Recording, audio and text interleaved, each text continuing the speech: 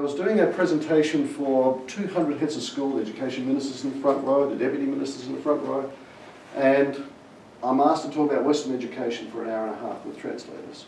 No problem. Away I go. I'm having a ball.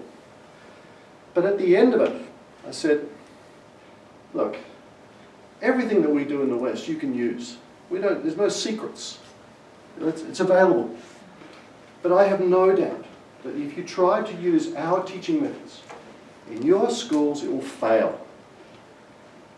And the example would be this. If I spoke fluent Chinese, and I certainly don't, but if I spoke fluent Chinese and you were my class of Chinese students, about the right size, and I use my teaching methods in fluent Chinese, you would have no idea what I'm talking about. Because it's not about language. It's not about the fact that we can't speak the same language at all.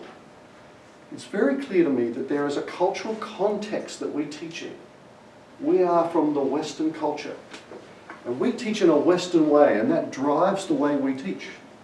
It also drives what we assume is happening with the student and how that conversation is going to go. And it's obvious that that's how it's going to work.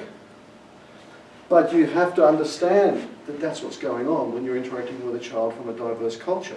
Even if the language seems to be aligned, the assumptions underneath it don't align.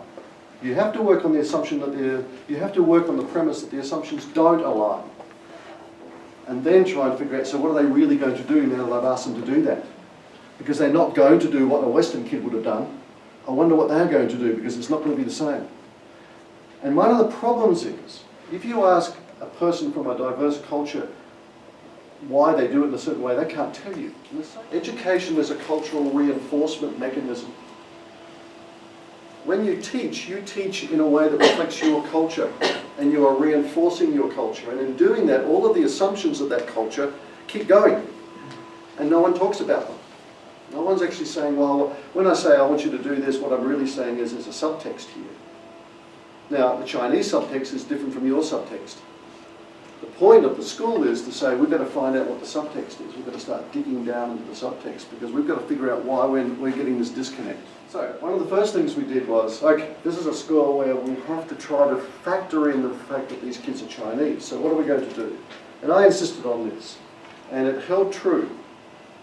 I said, all of these children, I know one of the things about having been in China for 9 years beforehand was I had learned something about Chinese culture. Not a lot, but some. And one of the things that you learn in Chinese culture is your name is everything. Your name is you. I'm Richard. You will call me Richard. I don't expect you to call me Richard Mast. But if I'm in China and my name is Li Baoran, that's my name. I'm not Baoran. I am to another adult who I know intimately and I've become a friend. But when I first meet Li Baoran, he is Li Baoran. If he's my student, he's Li Baoran. He's not Baoran.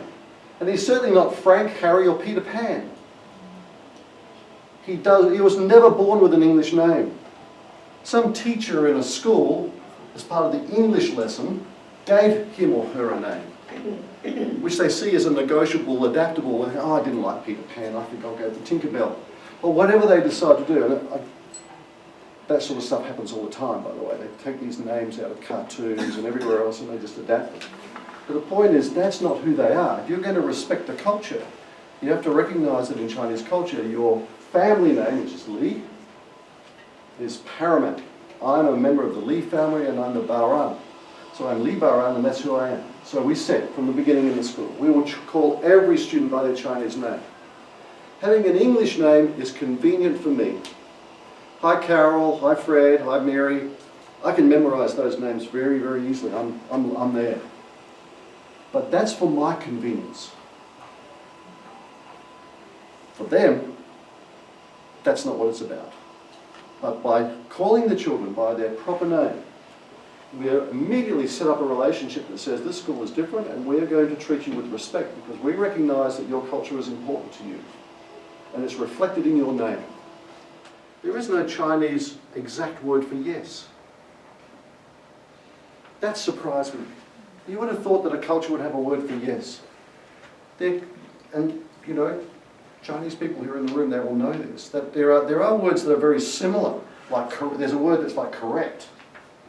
And in a lot of cases, correct can be interchanged with yes. It's a sort of, it works. Is this a chair? Correct. You don't have to say yes. Correct would work. But you have to think about what the word yes really means. I think the word yes means I agree.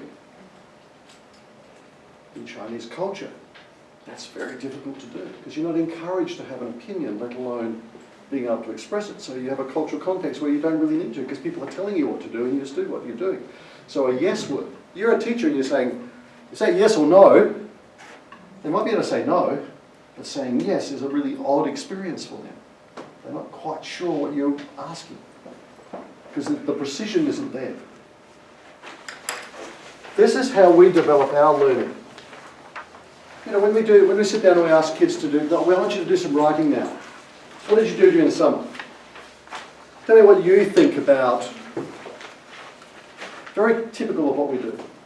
We have me, myself, I, and then we go out to the family, and then we go to community, society, and the world. That's how we develop. We have this concentric world. Develops out that way. This reflects, I think, it's very much Western, and it's our emphasis on individuality. This comes out of the Enlightenment period, where you have this whole idea that each individual has a value. Everybody is important. Everybody is significant. Everybody has an opinion which must be valued. And then it manifests itself through democracy, and we all have a right to have a vote, we all have a right to have a say, and we all have a right to have an opinion, and we can tell the Prime Minister what we think of him, and that's okay. We in this culture value that. It also explains in our culture things like human rights. We value the human being and say, you are paramount. That's the way it works. I'm having a conversation with these Chinese educators about their personal social curriculum, which is a terrific curriculum, by the way. But they only teach it by teacher speaking. They teach you about relationships as a teenager. The teacher reads out of a textbook and you take notes and then you get a test. That's how you learn about relationships as a teenager. Great curriculum, pedagogy may be flawed. Chinese version of this works more like this. Culture is the starting point of your existence. I am Chinese. China, my culture, is everything.